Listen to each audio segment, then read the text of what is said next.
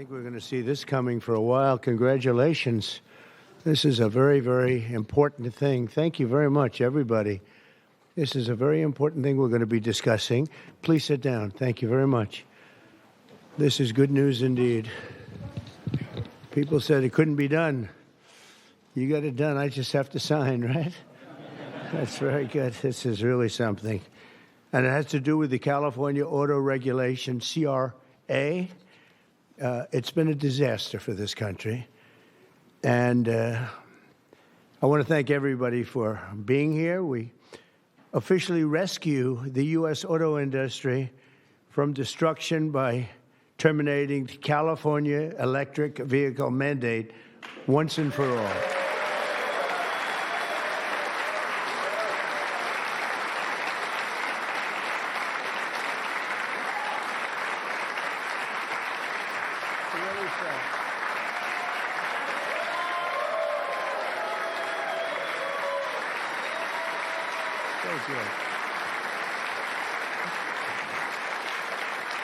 They said it couldn't be done, but boy, it's had us tied up in knots for years. And they'd pass these crazy rules in California, and it would be 17 states would go by them. The automakers didn't know what to do because they're really building cars for two countries. When you have 17 states, you're building cars for two countries.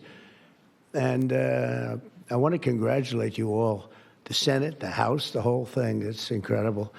I was going to sign a executive order and give it a shot. But the one good thing with this, number one, it holds up forever. And number two, unless somebody votes it out, they'll never do that. And it's just so much better, huh? It's so much better. That's so great. Very proud of you. We're joined today by the great Speaker of the House. I think he's going to go down as a great Speaker of the House, too. I may be wrong. I may be wrong. Who knows? Who the hell knows?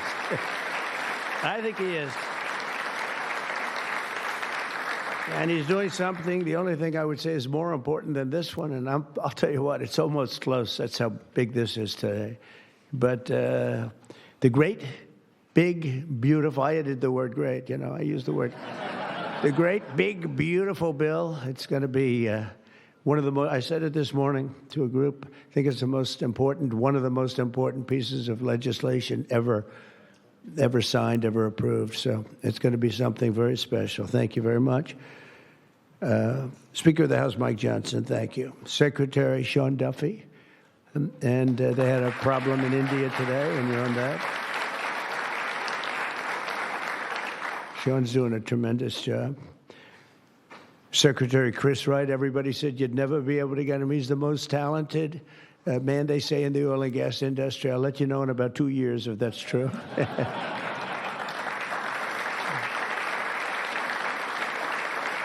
Well, Doug Burgum, I wanted Doug Burgum to head up energy because he was so successful in North Dakota. He's governor. And he said, sir, there's one person who's much better than me. I said, who? They said, Chris Wright. I said, who the hell is Chris Wright? I had no idea. Now everyone knows Chris Wright. He's going to be more famous than me. But he said, there's a guy named Chris Wright, and if we could get him, he'd be better than I am, sir. And if you know Doug, Doug's not here, is he? If you knew Doug, he's always working someplace. But if you knew Doug, you'd know that he doesn't say that often. And he did. And Chris, you're doing great. But I don't like the oil prices have gone up just a little bit over the last few days. I was going to call it. It just really starts screaming at you. Are we okay? Nothing wrong, right? It's going to keep going down a little bit, right? Because we have inflation under control perfectly. You probably saw the records. Everyone's on television saying, what's going on here? Trump has proven to be right. All of these things. We've taken in $88 billion in tariffs in 2 months. $88 billion with no inflation. And if we're smart, there won't be. Now, we'd like to get this guy to lower interest rates because, if he doesn't, we have to pay. We have a lot of short-term debt. Obama gave it to us originally, and Biden carried it on. They like short-term. I like long-term cheap debt. But a lot of the debt comes through because Biden, he didn't do it. I'm sure he didn't know anything about it. But somebody approved short-term debt. It's all over the place. And it comes due starting very soon. And if we would lower the interest rates by 1 point, we'd pay about 1 point less. That's $300 billion a year. Can you believe it? 1 point. If he'd lower it by 2 points, we'd pay $600 billion a year less. That's for years, 10 years, 12 years, whatever we make it. But we can't get this guy to do it. And the fake news is saying, oh, if you fired him, it would be so bad. It would be so bad. I don't know why it would be so bad, but I'm not going to fire him. I just want him to, we call him Too Late, right? Too Late is his nick, like Too Tall Jones. He was too tall, T-O-O. And I just say this because we want to get rid of inflation, and we have. But we're going to be paying more for debt. And all he has to do is lower it. Europe's done 10 lowerings. We've done none. And nobody understands it. Actually, today when the numbers came out, they were so good.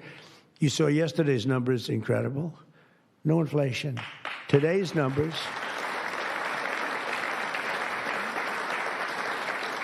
Today just came out, same thing, no inflation. They're all shocked. All these guys are watching from business, CNBC, and all of these different networks. Maria Bartiromo actually got it right. She's been getting it right for a long time, that one. I hope she's appreciated. And Joe Kiernan's been very good at CNBC, I must tell you, but other people aren't so good. But I will say that they can't believe what's happening. But if I could, because we can discuss, we get a lot of press, we get a lot of cameras rolling right now. Not that I like doing it, because I don't. But if we cut our interest by 1 point, for years, we save $300 billion. If we cut it by 2 points, we save, because it's pretty equivalent. We're going to spend $600 billion a year, $600 billion, because of one numbskull that sits here. I don't see enough reason to cut the rates now. And the problem he's got is that, and I explained to him, look, if inflation went up, cut your rates now. There's no inflation. We got it down. We got prices down. We got gasoline down. And you'll keep it going down. But gasoline's down. We drill, it's drill, baby, drill. That's why it's going down. But we're all that. But think of it. I said to him, he was in my office a couple of days ago. I said, if you think there's inflation, let's find out. Because I think we're going to keep it down. I think gasoline's going to be so far down. Oil, energy, it's so much energy. We have so much energy, we don't know what to do with it. But let's say there was inflation in a year from now. Raise your rates. I don't mind. Raise your rates. I'm all for it. I'll be the one I'll be calling you. He'll be too late for that, too. But raise your rates. You don't have to keep them up here. If it's going to go up, I'm okay with you raising, but it's down. And we're going out to financing. And I may have to force something. Somebody said, who's the genius that thought of that? I said, it's me. Unlike Biden, I stay awake at night thinking about how to save our country. He was much better at sleeping than me. He could sleep on a beach. He could sleep on a beach with cameras rolling. I can't do that. But I had an idea. I gave it. They said, this is really, we'll go short term for a year. Let this guy get out of office. Somebody will come in, cut it a couple of points, and we'll save ourselves $7, $8, maybe even $900 billion a year. What is he doing? Why doesn't he lower these rates? And with that, we'll get on to the California standard, which is a disaster, okay? So, Chris Wright, you're going to get the numbers down. Thank you very much. Lee Zeldin, one of the most important men in this room. He's the man. I get nervous when I talk to him. He's doing a great job. Nuclear, I say, okay, you can take 2 weeks for that approval. It used to take 20 years, then they wouldn't approve it. Now I say, Lee, nuclear, I'll give you 2 weeks for an approval. A coal-fired plant, you only get a couple of days. And oil and gas will give you a week, okay? Something like that. But he's doing it so fast, and we have so many plants being built right now. It's so beautiful to see. And one of the reasons they're coming here is because they have to produce tremendous, especially the AI, they have to produce beyond believable amounts of electricity. And they're doing, I said to them, I think this was more or less my idea. They didn't have the idea only because they didn't think a thing like this was possible. I said, as you build your plant, you're going to become a utility. And you're going to build a separate plant right alongside of it. You're going to build it. You're going to build a plant that produces electricity. And you'll produce it through natural gas, coal, nuclear. We don't want to produce it through wind because we don't feel like ruining 50 miles of beautiful plains and beautiful vistas. And but we want to produce it. You know, interestingly, China is opening up a coal plant every single week. But now I'm finding out it might be 2 plants every single week. And, you know, usually that's a good gauge. If they're using coal, I guess we're supposed to use coal. And, you know, we went to a coal standard. And not that you have to use coal. You're going to use whatever's best. I want to introduce also Senate Majority Whip John Barrasso, who's a tremendous guy, doctor. Okay? And he is a tremendous guy, tremendously talented doctor. When I have a medical situation for the country, for myself, I haven't used him, but I might have to. Maybe I'll do that. If it's serious enough, I think I'd probably do that. But he's a tremendously talented gentleman who happens to be a senator and one that's very respected. Chairwoman Shelley Moore Capito, and congratulations. I just endorsed your son. Did you know that? I endorsed your son. I endorsed your son, who's running in West Virginia, and he's great. In fact, he's all Trump all the time. I think much more so than you, actually. If you want. You were his largest impediment. No, I'm only kidding. He's all Trump all the time, and he's going to win big, and so congratulate him, okay? He's really been fantastic. So many people have told me. Thank you. And House Majority Leader Steve Scalise, who's a brave man. He went through hell. Steve went through hell. And we have a lot of other people here that I won't be able to because I don't have your name down, and I'm looking, and I see people's names. I'll do a couple of you, but thanks as well to Mark Wayne Mullen, Senator. Mark Wayne, thank you. Stand up, Mark Wayne. Don't fight him. He's a serious fighter in a lot of ways, and he's a great guy, too. Thank you, Mark Wayne. Deb Fisher. Deb? Thank you, Deb. Good. Pete Ricketts, who's going to do very well in the upcoming election. Thank you. Thank you, Pete. John Husted, who's really moving along in Ohio. John, good luck. You're going to do well. All endorsed people. John Curtis, who's doing terrifically. John, thank you. Good job. They all say excellent. What can I tell you? Good job. And Bernie Moreno, who won a race that was not winnable. They all said it's not winnable. He won in Ohio. They said, you can't win that race. It's a waste of time. You're just wasting your time. Right, Bernie? Wasn't a waste of time, was it? Huh? And he won by like 5 points, too. Won by a lot. Along with Representatives Kevin Kiley, Vince Fong, Jay Obernolte, Doug Lamalfa, Darrell Issa. Where's Darrell? I haven't seen you in such a long time. Look at you. How good you look, huh?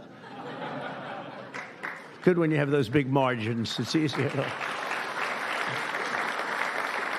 John Joyce, great guy. John, thank you. Thank you, John.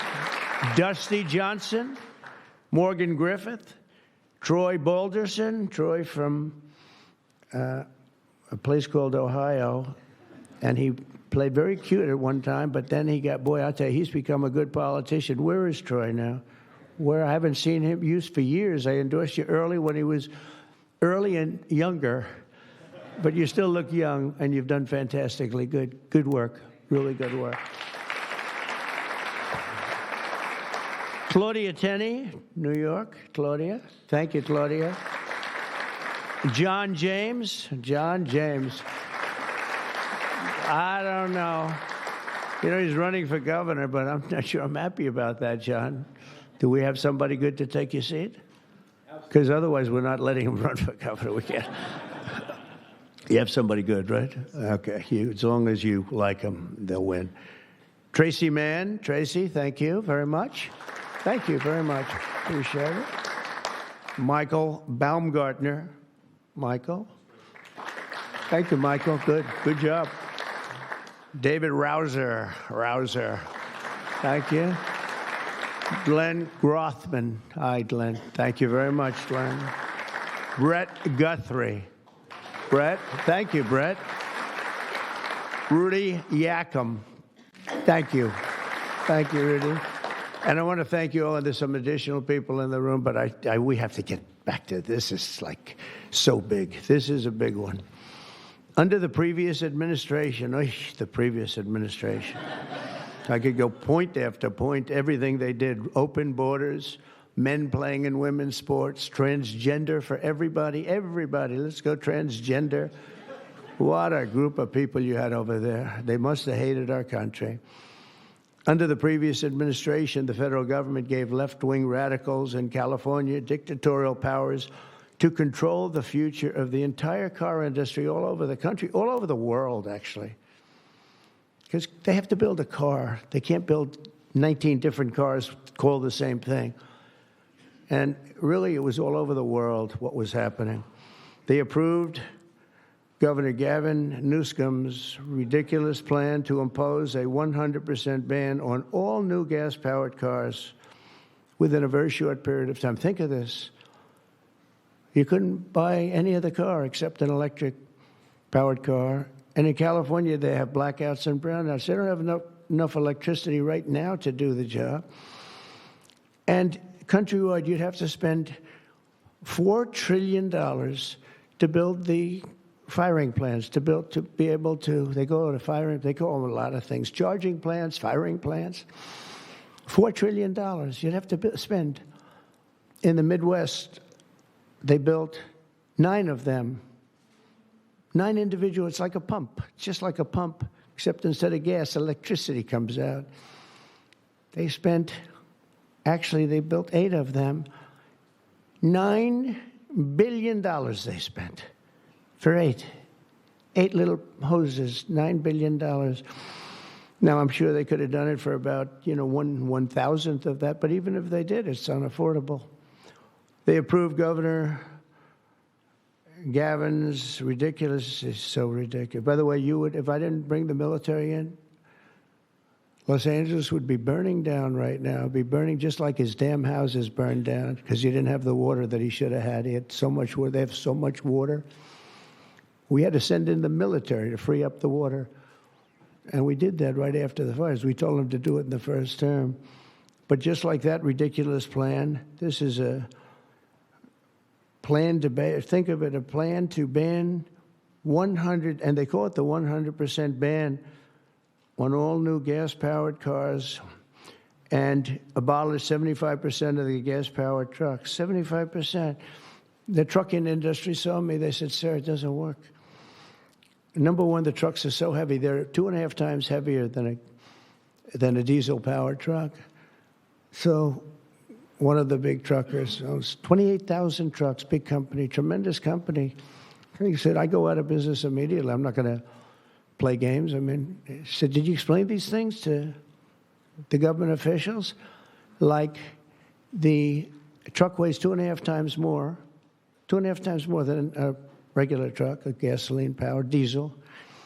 And he said, based on that, we have to rebuild every bridge in the United States of America because it wasn't designed to hold cars and trucks that heavy because the batteries are very heavy. They're, probably lead, but they have a lot of things in those batteries that weigh a lot. But it's 2.5 times. It's a simple number, 2.5 times. And if you want to do this, you have to spend trillions and trillions of dollars on rebuilding every bridge in the United States, and I guess throughout the world, because they do follow us.